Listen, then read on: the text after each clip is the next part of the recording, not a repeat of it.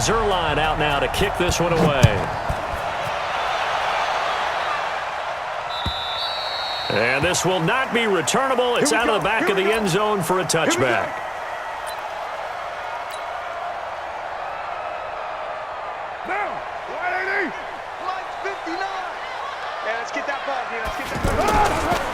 First carry for Josh Jacobs. And an early how do you do right there as they're going to bury him in the backfield. A loss of a full 3 yards, and now it's second down. The evolution of Clay Matthews as a player, it's just one that they're going to end up writing books about. He didn't even start until his senior year at USC. He didn't start in high school. And now he's at all-pro level in the NFL. How about the play he just made there? Well, he has certainly made a name for himself. William Clay Matthews III. A big play that time for the Raiders. 51 yards. Every defensive staff harps on limiting explosive plays. Job not so well done there. Yeah, they talk about it all the time. A lot harder to stop, though, isn't it? And when you think of an explosive play, most offensive staffs define them as passes of 20 or more yards and runs of 15 or more yards. They went zooming past that number there. And only a yard this time as he's taken down right around the 26. Give him maybe a yard, quite the opposite from the previous big gainer. Here we go. Mike's 59. Hey, Delta. 59. You ain't doing nothing today. Check 59, Mike. Mike is 59. Mike the 59. Pick it up. Pick it up. Pick it up. On 2nd and 9, Carr. And that is incomplete. He couldn't hold on through the contact. Brings up 2nd down. But when you're going up against a talented receiver like that, you just know that they're going to bring more people to him, right? They're going to double cover him every chance they get. I think that is what we're going to see all game long. An early taste of that double, maybe even sometimes triple coverage we might see. Yeah, I think what they're counting on, his talent to sometimes beat that double coverage. Carr with a play fake to Jacobs. And that is incomplete.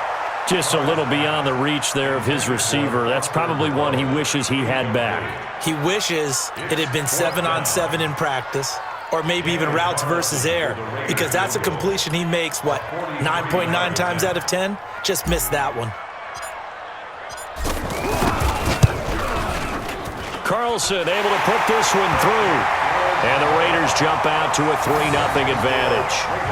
In the end, the opening drive, Charles, does yield points. Maybe not the touchdown that they wanted, though. Yeah, but bottom line, they wanted to get something out of that drive, and they did that. 3 points, they won't turn that down at all. This is taken at his 4. And not a bad return here. He gets it out to the 25-yard line. Let's go. At their own 25-yard line.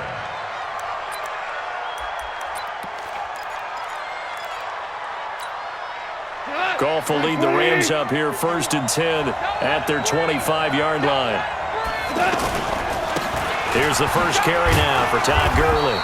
And he's upended after a gain of 2 out to the 27. They tried a quick hitter inside, but that one was swallowed up because what they're hoping, this big defensive lineman will take the bait and move laterally and open up a crease that they can run through. Didn't happen on that play. A quick burst there, and he nicely bit off a pretty decent gain. They'll try and pick up the first with Gurley. And he will not get there as they stop him short right around the 34-yard line. Just a 2-yard pickup, and that should necessitate a call for the punt team here on 4th down. And how about this one now? In their own territory, a gutsy call. They're going to go for this on 4th and a yard. Goff now looking to throw. And the Rams got him. They bring him down. Maurice Hurst. And it'll be a turnover on downs. So they take a big chance here in their own territory. And you think the coach may have some questions to answer? Yeah, and, normally we focus on the media, right? The social media barrage that he's going to get for this one. How about on his own sideline and in his locker room? Yeah. Because I think the team's going to look at him like, Coach, why would we go for it there? I mean, no confidence in the defense. You don't like the punter. I mean, what's going on here? You owe us some explanations. Mike's 59. Throwing on first down is Carr. Caught left side, Williams. And he'll go down right on the edge of the red zone following a pickup of about 7 or 8. I always laugh when people say, what's the toughest route to defend?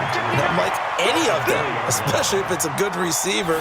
That makes things very difficult. But when you're running a drag route, something short, shallow, going through defenders, using guys almost as screens in order to get open, that makes things tough for guys trying to get to the football. First and goal at the 8-yard line. Now, 180, 9. Let's go, Heavy. Working from the gun, it's Carr. And he'll take it into the end zone for a Raider touchdown. From 8 yards out, and the Raiders add on to their lead.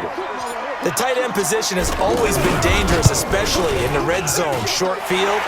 But now even more so because these tight ends aren't necessarily the tight ends of old. They're the rocked-up wide receivers who have a little bit more speed, way harder to cover than before.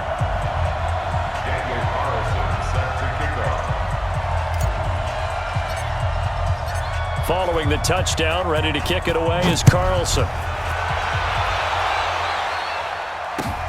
This is taken at his 4. And it's a pretty good return here as he'll get it up to the 29-yard line. The Rams take over first and 10 at their own 29-yard line. And now out on the field, here comes Los Angeles. And last time this unit was out here, costly turnover, and then that turned into 6 points. They've got to make amends. And how many times have we sat in meetings with coaches and they use the term complementary football? Offense take care of the defense, defense take care of the offense. That didn't happen on the last possession. This is a chance for them to pick themselves back up and help their team. Yeah, we'll see if they can recoup and recover. So one play, and they're already just shy of midfield. Goff turns and gives to Gurley. And this will be taken across midfield and into Raider territory. A solid run on first down. Gain of 7 leaves him with a 2nd and 3. Now you're down early. How do you get back in the game? Maybe establish the run. I think they're trying to do that. Now I'm with you on that one. And what I like about the message is that there's no panic from the head coach. He's already told his offensive coordinator, let's run the football. Let's get things settled down a little bit and find our way.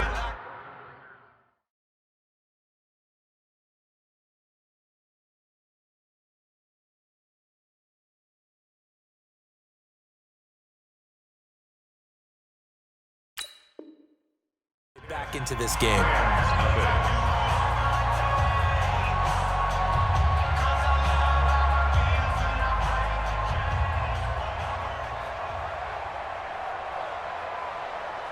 So on the heels of the run by Todd Gurley, another 1st and 10.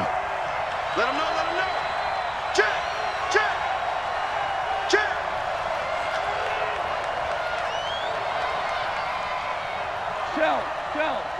Shell. From the gun, here's Goff. Open man right side is Cup, complete.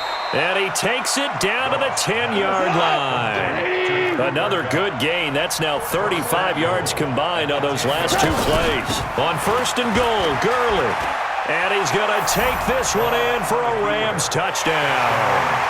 It's a 10-yard touchdown run. And the Rams have got this back to a 1-score game. And they're able to run it in. It started with a battle in the trenches. They won there, and they got in for 6 points. And that's going to be a tough one for the defense to deal with. They've got to go to the bench now and figure out how are we going to slow down this running game, because on that particular play, they had no answer. Zerline good with a PAT, and that'll cut it to 3 at 10-7. This will be taken in at the 1. And a good effort on the return there. Gets him across the 30 to the 33-yard line. Take over first and 10 at their own 33-yard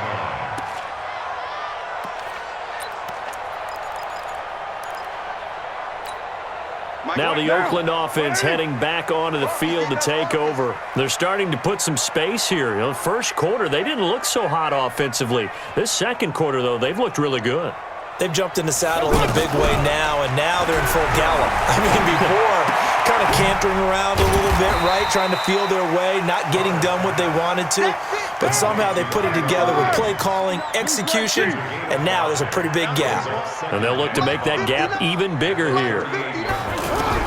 Throwing again on second down. Carr.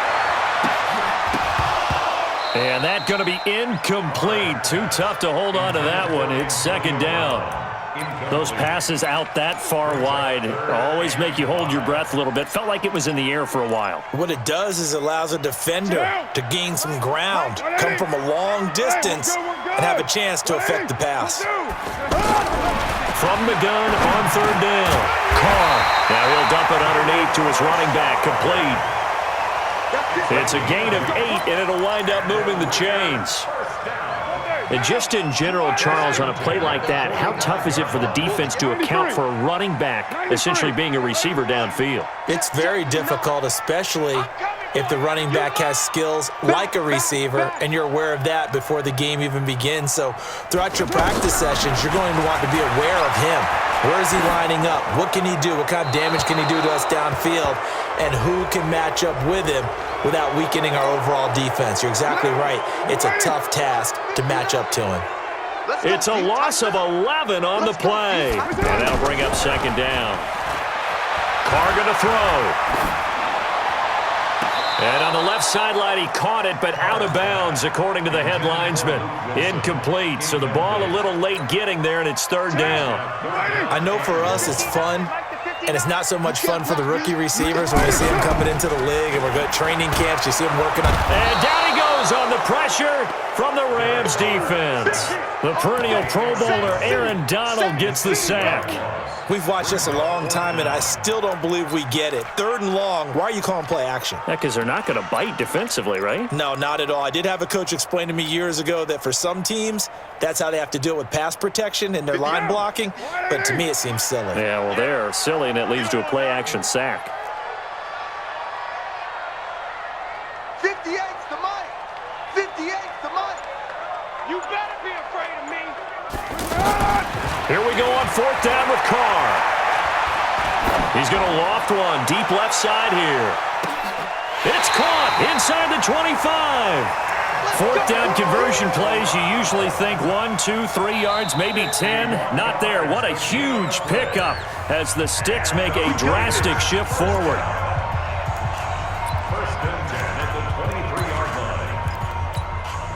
So barely time to catch our breath. Here's first and 10 just outside the red zone. Here's Jacobs on first and 10. And able to work his way down to the 16. It's a 7-yard carry to set them up with a second and 3. 2 minutes remaining in the first half. 10-7, our score. Fans, a reminder, I have a note card here that says ad-lib halftime previews. So I guess let's do just that as we'll hand things over to Jonathan Coachman in Orlando when this one reaches halftime. Did I do okay? You did great. Not a bad job. Hey. But, writing down your ad. If you print it, I'm going to read it. I'm Brandon Gaudin. That backs him up 1 yard and brings up third down.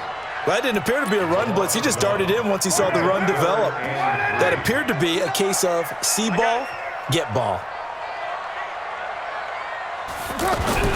Carr going to try and throw on third down. And he locates Luke Wilson. And he's able to pick up the first down before he's tackled right at the 10. They're able to convert on third down, and that sets up a first and goal. Now this play doesn't go anywhere. Backwards, losing yardage to the 11. That's going to go as a loss of a yard, and it'll be second down. So they get pushed back to the 11, and here's second and goal. Mike, check, 59. Carr. This will be caught just inside the 10. And here he'll get it down to the 7.